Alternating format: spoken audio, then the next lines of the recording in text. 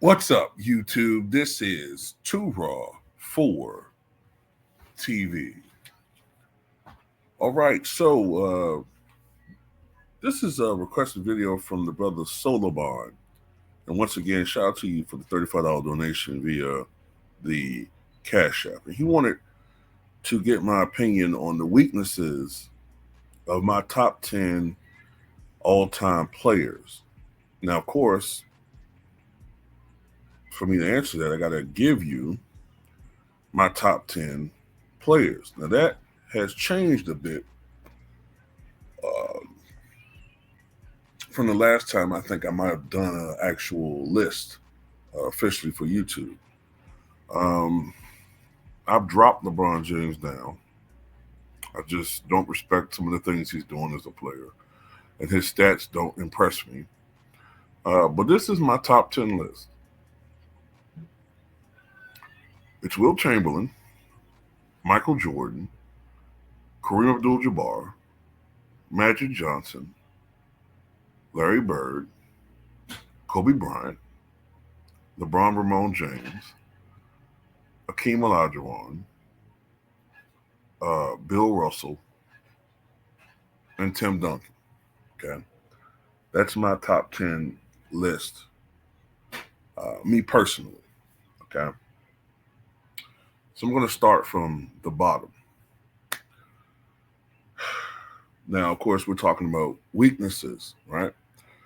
So Tim Duncan, of course, one of the great, I think most people have him as the consensus GOAT at the power forward position. Played from 1997 to, I believe, 2016, I believe it was. Weaknesses for Tim Duncan.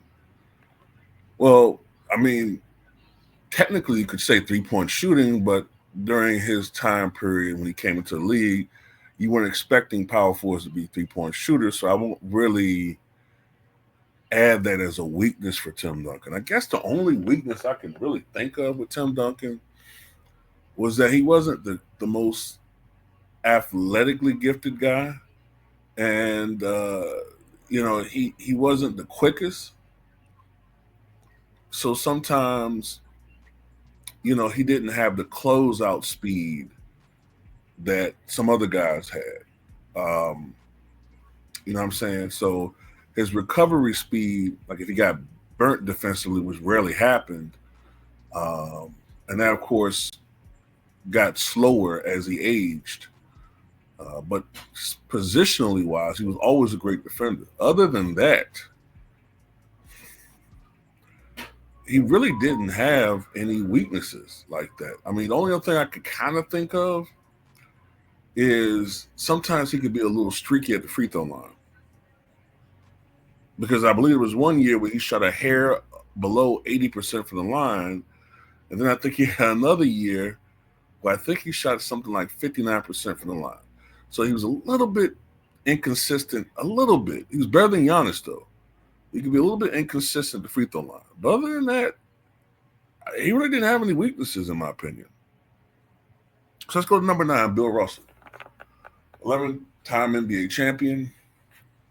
Played in the NBA from 1950, I believe it was 1956 to 1969. And it was the defensive juggernaut of his era. Mostly, he's still considered the greatest defensive player of all time. And was the defensive anchor of those Celtics teams. Weaknesses, obviously, offense. Even for his era, 44% shooting for a center was still below average, a little bit below average. But you still have to incorporate into the era that he played in. I think he would shoot a higher percentage in today's basketball, but he was not a great offensive player, didn't really have much of a jump shot, didn't really have many offensive moves.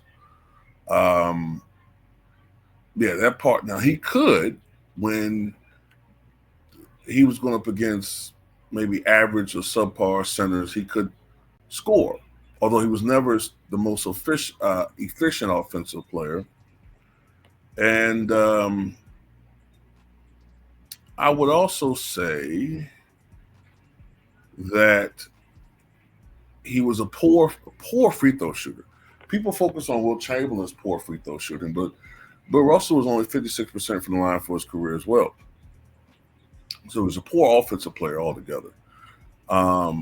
Also, strangely enough, despite his prodigious rebounding, he wasn't the best at positional boxing out. Uh,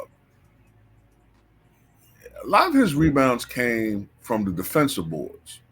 If you watch him, a lot of his rebounds were defensive rebounds. I'm not saying he didn't mix it up and get a lot of offensive rebounds. He did. But a lot of times that was because he was just such a great, phenomenal athlete.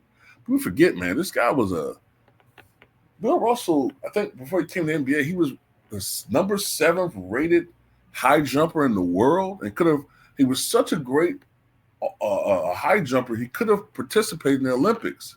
He was so phenomenal an athlete. There's that video that was shown on NBA on TNT. This guy in a fast break with the Celtics early on in his career, I think it was his rookie year, him literally jumping over a guy. So this is a guy that had a vertical leap of more than likely excess of 40 inches. And you wonder why him and Bill Russell were such tremendous rebounders. Even in today's NBA, I think those guys would be number 1, number 2 in rebounding. They were just phenomenal athletes playing in the 50s. So they were dominating. Today they would still be great, but they were dominating back then. But yeah, offensively, I think that was his Achilles heel. He was not a great offensive player, but he was a phenomenal competitor, a great leader, and had a very high basketball IQ, despite the fact that he didn't have the great raw talent overall, or skills, I should say, that you saw in most players. At number 8, I have Akeem Olajuwon. Akeem Olajuwon, of course, played in the NBA from 1984 to 2002, primarily for the Houston Rockets. Oh, I forgot to mention Duncan played his entire career for the Spurs. Bill Russell played his entire career for the Celtics. Akeem Olajuwon primarily played for the Houston Rockets, but he did play, I think it might have been 2 years or something like that with the Toronto Raptors, but he was a shell of himself by then.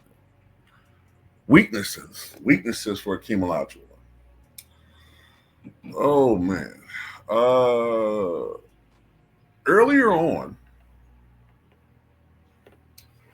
and this is going to sound ridiculous, but this is a testament to his hard work. He didn't have the best footwork when he was younger. When he was in college, the University of Houston, Clyde Drexler talked about this. He didn't have the best footwork. And this is a guy that started playing basketball when he was like 16 years old. He was a soccer player. But the skills that he acquired as a soccer player obviously eventually helped him as far as being a basketball player with his agility. But early on, he wasn't the most sound fundamental basketball player, but he worked religiously on his craft to the point where he didn't really have any weaknesses. The only thing that I could say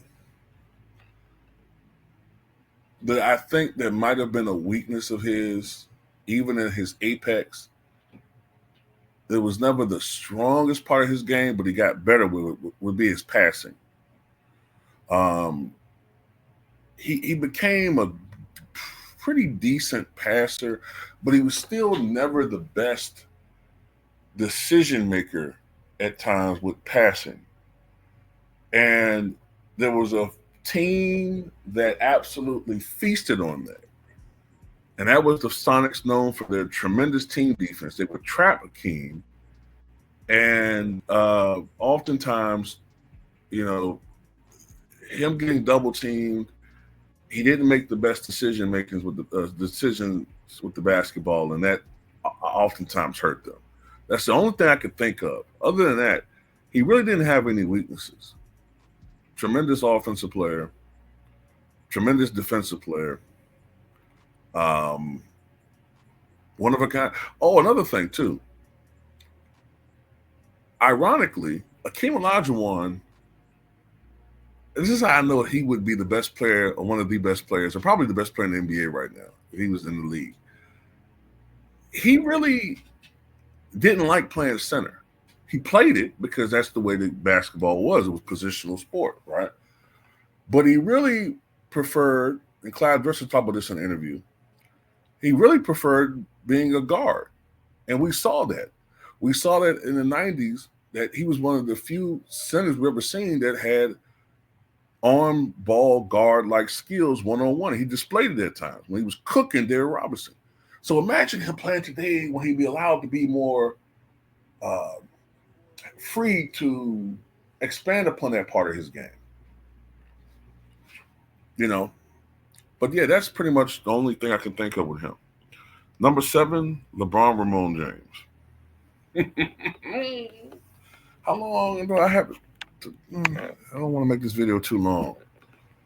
LeBron, of course, been in the league since 2003, and I don't know when he's going to quit. Of course, he's played for the Cavaliers, 2 different stints for the Cavaliers, played for the Miami Heat, and of course, since 2018, he's been with the Lakers. Weaknesses: front runner, stat patter. Although he has gotten better at the free throw line, he still is a choke artist from the free throw line. Statistically, we see that he shoots about 10 percentage points worse in the fourth quarter in his career than he does in the first 3 quarters. Still, although he has gotten better, but then again, he's played 100,000 years, was never a great mid-range shooter. The last few years, he's become a better 3-point shooter, but for his career, he still is only at best average. For his era, subpar.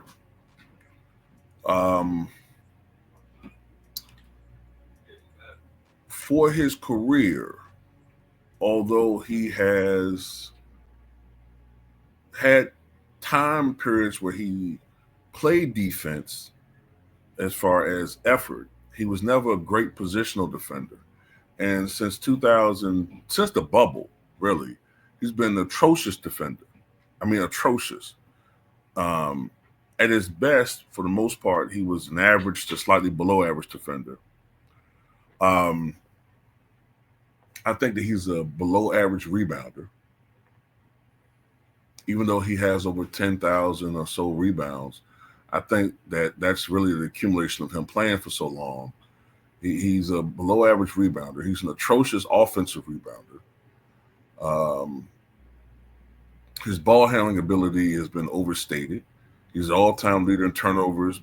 It's not even close regular season and playoffs. He's really been coughing up like crazy the last few weeks. He's not a strong shooter. Yes, his field goal percentage is over 50%, but that's because about half of his points have come in the paint. 2/3 of his points have come either in the paint or from the free throw line.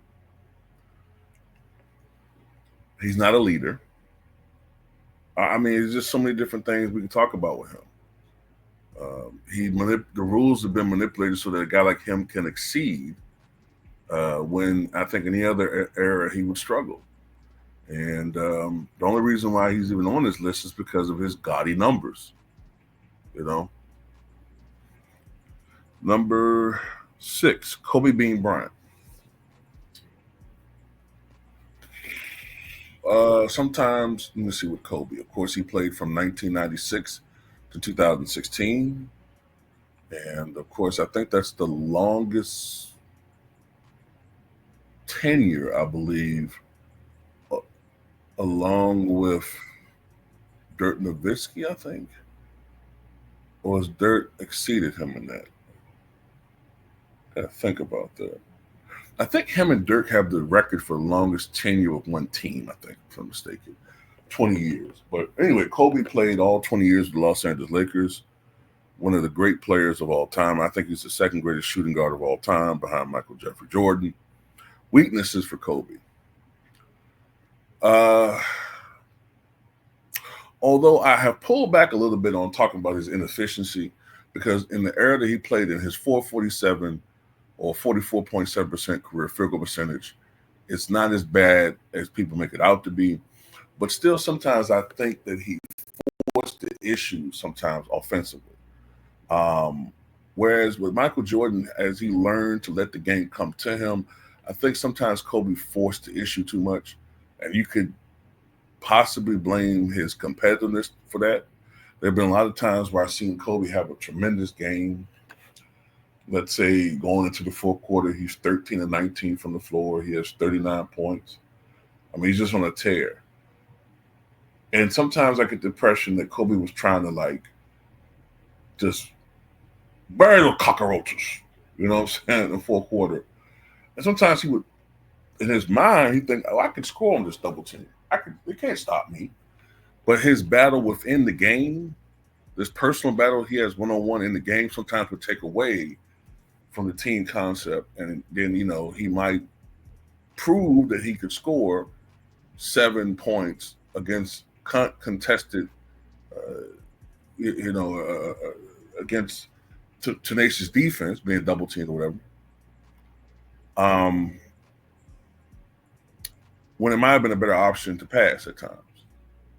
So he might score 7 more points, but he goes maybe 2 of 8, and then 13 and 19 turns into 15 of, 27. So, it looks like still a great game, but what I'm trying to say. That's just one thing I noticed with him. Some people say he wasn't a great three-point shooter. I think sometimes what it really was is Kobe had his spots. He wasn't like a specialist from the three-point line, but he had his spots where he can shoot them. And when he got hot, he would get hot. But oftentimes, like I said before, sometimes he would force some bad shots at times. But other than that, I think Kobe was a great defender. I think Kobe was an underrated help defender too, to be honest with you. I think that part of his game was always underlooked, being a help defender.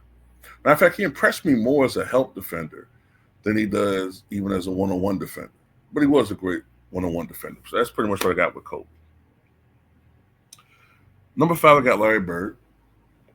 Larry Bird played from 1979 to 1992. And, of course, he played his entire career with the Boston Celtics. Weaknesses for Larry Bird. Athleticism. Not very quick. Not a great one-on-one defender, although he gave effort. When he was healthy, he was a very, very good, actually great help defender. That's what made me think about Kobe, because I saw Bird coming up.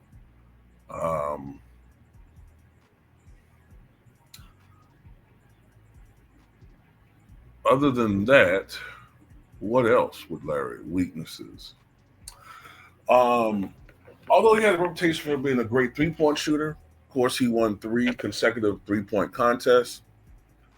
He was rather streaky from the three-point line. And as he got older, and after the back injuries, and wasn't able to practice as much, he became even streakier. Surprisingly, for his playoff career, he's only a 32% career three-point shooter. And he admitted that until the very end of his career, he didn't practice threes, that he just was a natural. So you only can imagine what he would have done from the three-point line if he actually practiced. Keep in mind, this is a man that during the regular season shot 37.6% from the line in an era when players were generally shooting about 28 to, I'm talking about shooters, generally shooting between 28 to 34% from downtown. That was elite back then, 28 to 34%. So he was shooting 37.6%, which would probably be today shooting in the upper 40s. That's the disparity. So this guy was a great shooter who didn't even practice shooting. So that's pretty much what I have for Larry Bird. Magic Johnson. That's what I have at number 4. Magic Johnson played from 1979 to 1991. Of course, his career was cut short by the diagnosis of HIV. He did come back briefly during 95-96, but retired again. A lot of it had to do with the fact that he did not like the change in culture of basketball, the players and the front office or whatever. Weaknesses for Magic Johnson. Early on, he did not have a jump shot.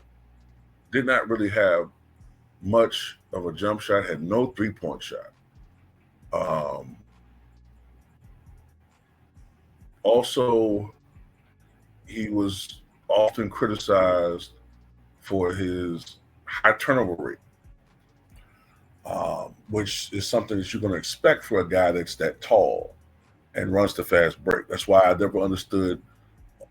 Although Russell Westbrook did have some terrible turnovers when you a fast break guy pushing the ball up and down the floor, and you make these razzle dazzle tremendous passes, you're going to have a lot of turnovers. That's why Pete Maravich turned the ball over a lot. That's why Magic Johnson turned the ball over a lot. Trae Young, although we get on him, you're going to turn the ball over a lot. I just want people to keep the same energy. If you're going to criticize these types of guys, don't criticize some more than others. That's what makes LeBron's turnover so interesting, because the Lakers don't really push the ball like that. Not really. He's not at the point just. But anyway, yeah, those were some of the main criticism I have of Magic Johnson, or people have of Magic Johnson. Also, Magic earlier on was a gambler on defense. He gambled a lot, which of course led to his 2 steals titles, but oftentimes he got burned because he was gambling on defense. That's why I say steals are not always an indicator of how great someone is defensively. Magic Johnson, of course, as his career progressed, he developed a mid-range shot. Although he was derided as Tragic Johnson in the 1984 NBA Finals, if you look at the stats, he did shoot 56% from the floor in mid-range, from mid-range as far as his jumper is concerned. And all throughout his career, he became at least a respectable mid-range shooter. And toward the very end of his career, last 2 years or so, 2-3 years, he became a dependable spot-up three-point shooter. Matter of fact, one of those years, I think it might have been 88, 89, might have been that year. I think he shot 38% from three.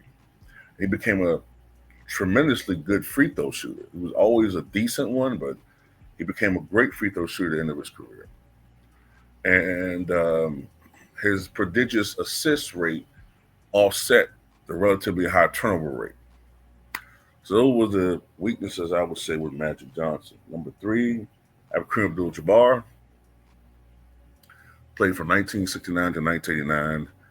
Played with the Milwaukee Bucks, and then from 69 to 75, and then from 75 to 89, the Lakers. And many people consider him the greatest player of all time. Weaknesses. Kareem was not a great offensive rebounder. Did not like to mix it up. Like I said before, I've said this before, he was not a physical player.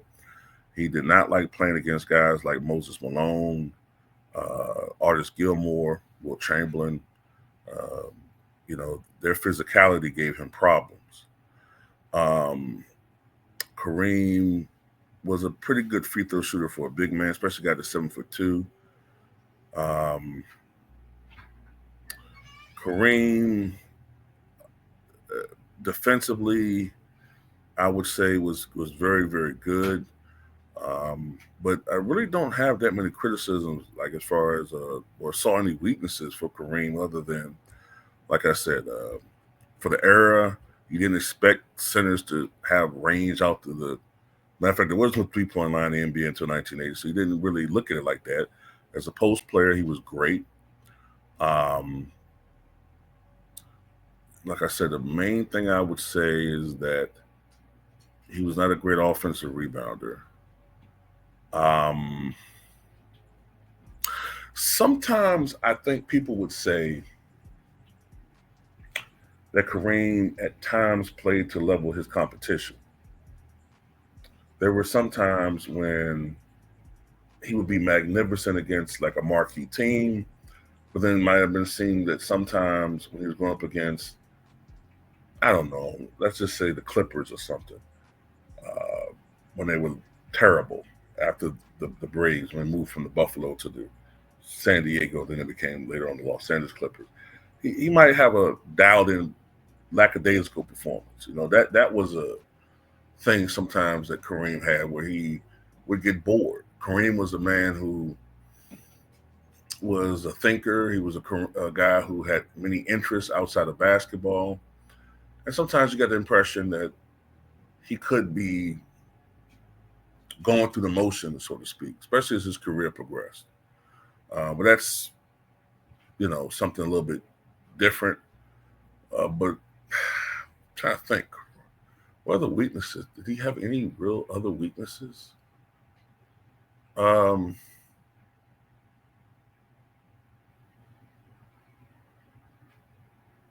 some people would say that Kareem didn't elevate teams the way that he should have. But I would argue that, can you name a great center who won a championship without or elevated a team without another great player? It just doesn't happen, you know. So that's pretty much it when it comes to Kareem. Michael Jordan. I know most of you guys say, "Man, why the hell he ain't number one?" Um, give me 1 second.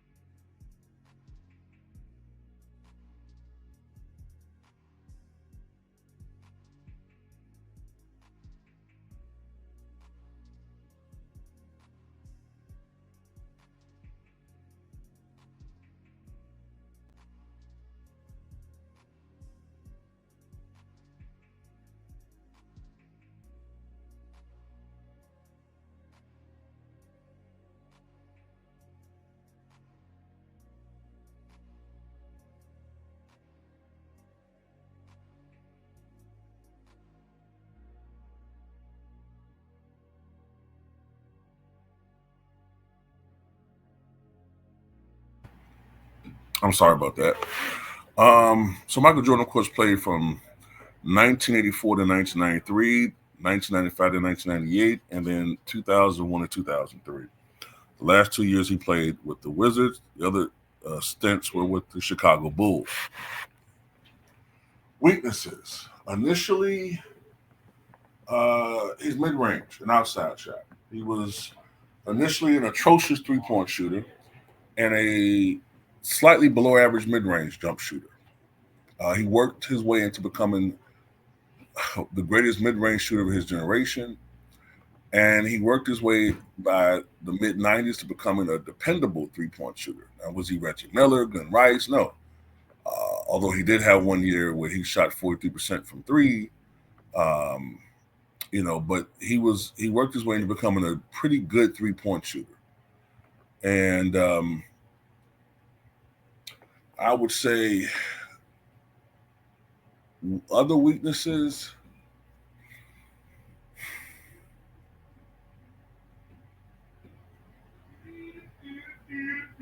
Um,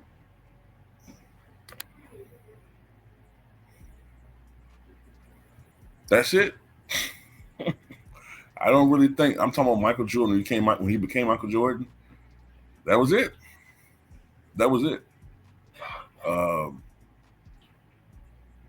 I mean, you could argue, oh, well, Jordan didn't trust his teammates enough, but I mean, look at his teammates compared to some of the other guys' teammates. You know what I mean? So that's it. Number one, I got Will Chamberlain. Will Chamberlain played from 1959 to 1973. He played with the Warriors, initially the Philadelphia Warriors. They moved to San Francisco, became the San Francisco Warriors. We, of course, know them now as the Golden State Warriors. He also played with the Philadelphia 76ers. Um, he also played with the Los Angeles Lakers.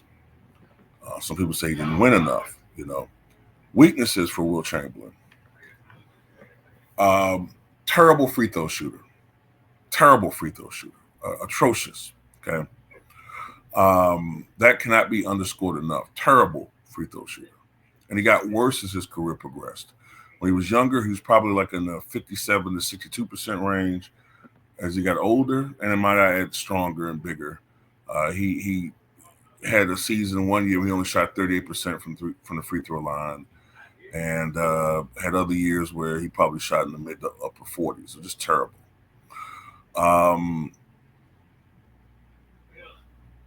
There were times when some people would say that he didn't have the meanness that he should have had.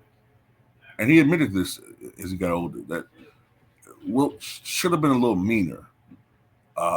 Wilt, by nature, was a nice guy. He was very competitive, but he was a nice guy. He didn't want to hurt people. And he knew he could hurt people. So sometimes he was a little bit more finesse rather than muscle. It took a lot to rile Wilt up to do something physical. And as a consequence, even though he put up phenomenal numbers, the greatest numbers I think we've ever seen, that could have hurt him sometimes when they needed him to crank it up a little bit in certain situations.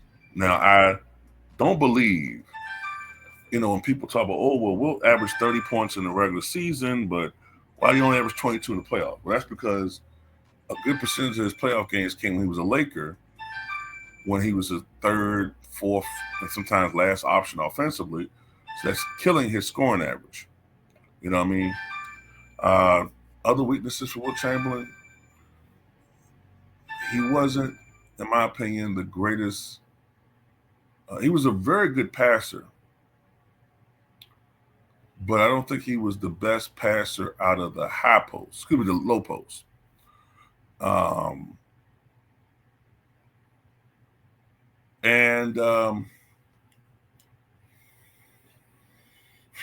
Early on in his career defensively, he was a guy that was trying to get highlight, even though they didn't have TV back then, but he was a guy who was more prone to showier blocks, trying to block shots out of bounds and whatever. And watching Bill Russell, he noted that Bill Russell would try to tap the ball to a defender, which not only would he get accredited with a block, but as he would block the shot, he would try to block into a direction of a teammate so he can get the ball as a steal and convert it to a fast break. And watching Bill Russell do that, Wilt Chamberlain over the years adapted his blocking style from trying to get showy highlight reel blocks to strategically trying to get blocks that would initiate a fast break sequence. Wilt didn't have the greatest offensive arsenal, although he had enough. But he wasn't didn't have like 6 or 7 or 8 moves in his repertoire, but he had enough. And I think that's about it. I know some people are going to say, well, what about him fading down the stretch in certain games? I mean, that's a fair assessment. You could argue that he didn't have the killer instinct in some critical playoff games. But I also want to say this too. It's a lot easier to stop a big man in the playoffs than it is during the regular season because the game slows down. And ultimately, you got to get the ball in the half court situation to the big man. And if you are if you're a team that's pressing, or if you're a team that is trying to trap and keep the ball from Wilt from getting it, then it slows Wilt down. Because if you're a guard, you're always going to have the ball in your hands. So you could initiate something. If you're the center, the way this played before, you got to get the ball to Wilt. So he's not getting the ball. Hey, what can he do?